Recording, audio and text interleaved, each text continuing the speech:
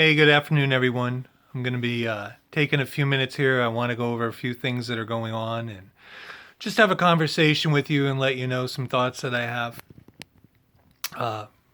First of all, I hope all of you are doing well.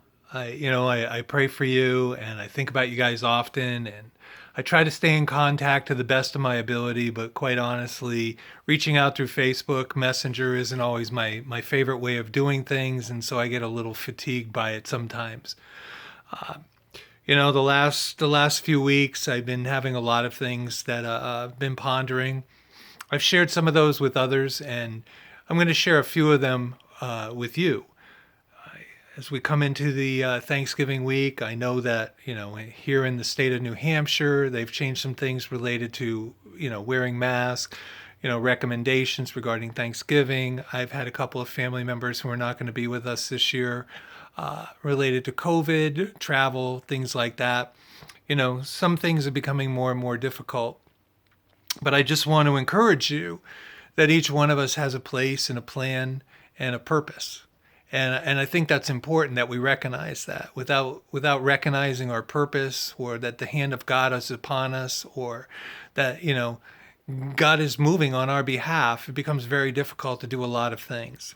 So with that said, I want to just talk about a couple of things related to the church fellowship. One of the things that's happened is we're coming into the end of the year.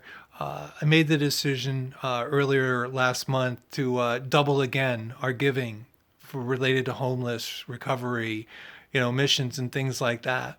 I think it's a bold move because, quite frankly, our offerings have dropped, and at the same time, if I don't represent faith to others, then how does faith become represented to those that I'm trying to encourage to walk in the faith, not just the people in the fellowship?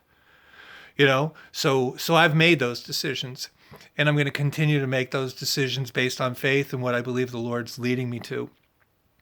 I've had a couple of very important dreams over the last few days. Some of those you're going to see in print. Some of them are related to spirituality. One of them has to do with empty chairs. One of them has to do with division. There's a couple of things like that.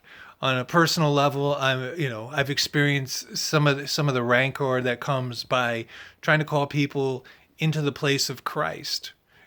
Walking in that. At the same time, knowing that I want to deliver the favor that the Lord has bestowed upon me to others. We have other people. On a regular weekend, the last few weeks, we have 100+ people watching what we do. That doesn't necessarily change our income, but it shows me that what we're doing is important. So, at some point, I hope we have enough income not only to take care of the IRS things and the state of New Hampshire stuff coming up, but I hope we have the income to actually make the purchase of a camera. Now, I want to say something that, people say, well, what are you doing? Are we going back into the building? That's not upon us. But what is upon us, and I'm going to share this. These are my final thoughts based on some dreams I've had and things like that. I think it's really, really important that we begin to see that even in the midst of everything that's going on, this isn't about government. This isn't about politics. This isn't about, First Amendments, Constitution. This is about the kingdom of God. And the kingdom of God is what you and I have been placed into. This isn't about prosperity or poverty. This is about the kingdom. And so this is what I feel like the Lord's steering me to. And I hope you'll consider. For years, long before we opened AGF, Abundant Grace Fellowship, people recognized me as an equipper. It's one thing to equip people. It's another thing to see the people who are equipped go do something with what they've been equipped in. And the purpose of equipping, that if somebody's a prophet or somebody's a teacher or somebody's an apostle, that they get to walk in what they've been called to do. And a few years ago, many of you will remember that I talked about what it means to be pastoral, what it means to walk in that. So I'm going to table this, and I'm going to make this I don't want to say a strong suggestion. It's not a commandment. It's not a mandate. It's Lee speaking to you. Do you believe that the purpose of an equipper is to equip? And if you believe that the purpose of an equipper is to equip, have you been equipped, and are you walking in that? With that said, here's my thought process. Each week, I'm going to continue to do meetings.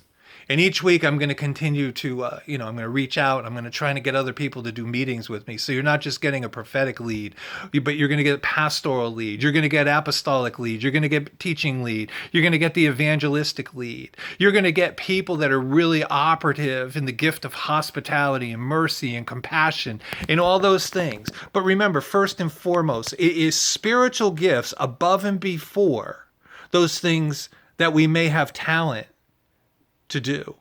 The very purpose of what we do is to extend our faith into the areas of our talent. And again, I use that word, but it's because I always use it. Time, treasure, and talent. What are we stewarding and what are we sowing into?